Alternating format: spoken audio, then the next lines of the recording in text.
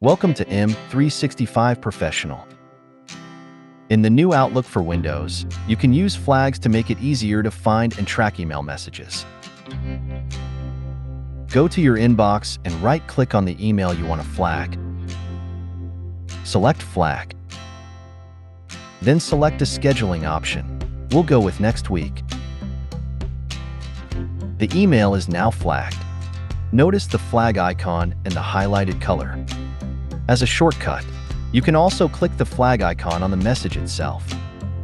Right-click to see scheduling options. To unflag it, right-click and select Clear Flag. You can also flag an email using the ribbon. Select the email you want to flag. Then select Flag in the ribbon. You can view flagged items in your to-do list. Just open your to-do list and select Flagged Email. Thanks for watching. Don't forget to subscribe. M365 Professional. Check out more content here.